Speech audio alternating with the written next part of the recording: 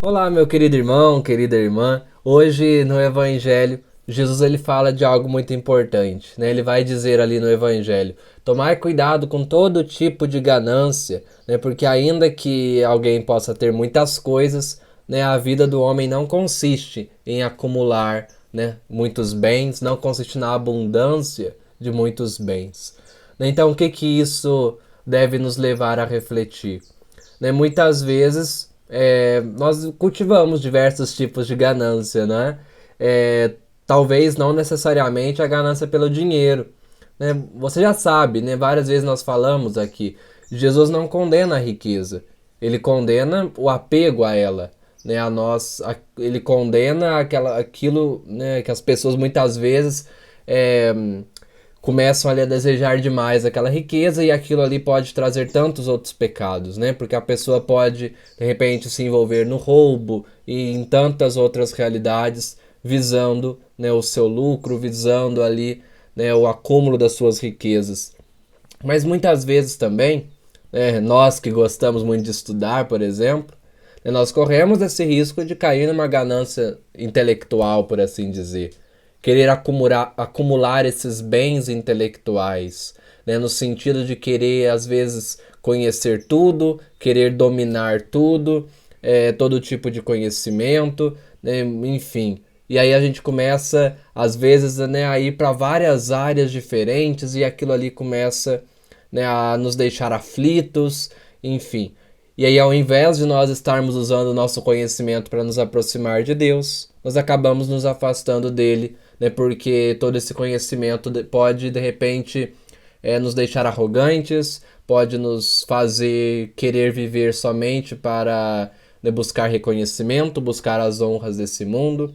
Né? Claro que buscar conhecimento não é algo ruim, né? Mas, como eu estou dizendo, muitas vezes a postura que nós temos diante dessa realidade pode, né, nos levar, né, a nos afastar de Deus.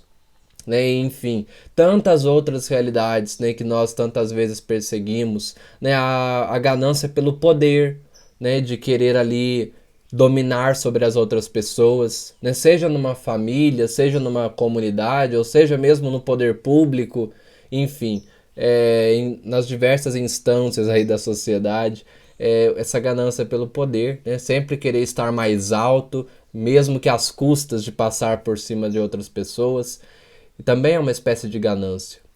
Tantas outras realidades, né, que nós, quando, qualquer tipo de bem que nós perseguimos de forma assim desordenada, isso é uma espécie de ganância, né?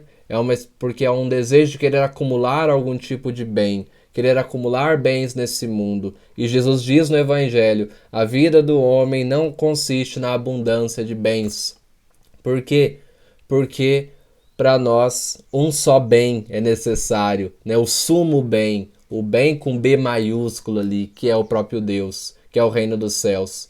Buscai primeiro o reino dos céus e a sua justiça e tudo mais vos será acrescentado, né? Diz a música que nós sempre cantamos. E, e de fato, né, se nós, a partir do momento em que nós tomamos consciência disso e ordenamos a nossa vida, né, essa nossa busca pela santidade, né, nós vamos compreendendo que à medida que nós vamos então perseguindo, né, este bem maior que é o céu, todos os outros bens vêm por consequência, né? Todos os bens necessários, né, para nos ajudar nesse caminho vêm por consequência. Agora, se nós, de forma desordenada, queremos, né, buscar de forma, né, muito assim impetuosa todos esses outros bens, né, e nos focar, né, apenas, né, no acúmulo desses bens, visando aí um reconhecimento, visando as honras desse mundo, né, o acúmulo somente pelo acúmulo, somente para dizer que tem tudo aquilo, né, não vale a pena. Né, como Jesus diz na parábola que ele conta no final desse evangelho, né, do homem ali que tinha ali uma grande produção, e aí ele derruba os celeiros, constrói celeiros maiores para poder acumular, para poder viver ali na bonança ali por muitos e muitos anos. E aí Deus diz a ele, né, tolo, né, ainda essa noite te pedirei contas, né, da tua vida, né, e de que vai ter adiantado, né, você ter acumulado tudo isso, todos esses bens, e não ter buscado, né, o único bem que vale a pena. Então, que nós possamos, a partir desse evangelho, meditar sobre isso, né, faça, né, esse exame de consciência e busque compreender quais os bens que você tem perseguido, né, e esses bens você tem perseguido, né, eles estão te aproximando de Deus ou estão te afastando de Deus? Então, que nós possamos fazer essa reflexão. E eu quero deixar aqui uma dica mais cultural, por assim dizer, né?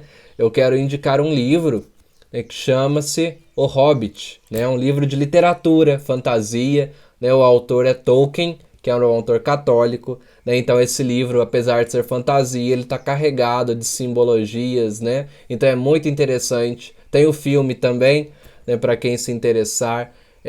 Essa história é a história que se passa antes da história do Senhor dos Anéis, né? Que é uma história muito famosa também. E esse filme ou esse livro, eles falam disso, né?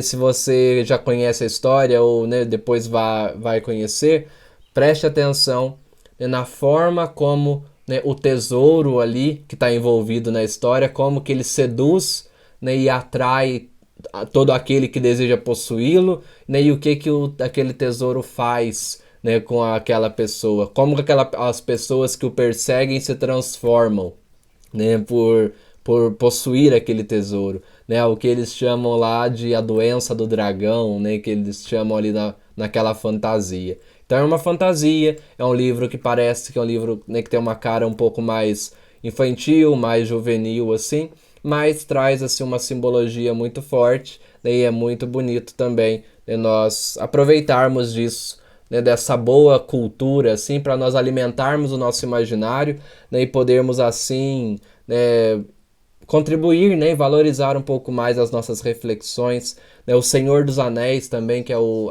a trilogia, né, mais famosa do Tolkien, também fala muito disso, né? Você que conhece a história sabe o que aquele anel faz com aquele que o possui.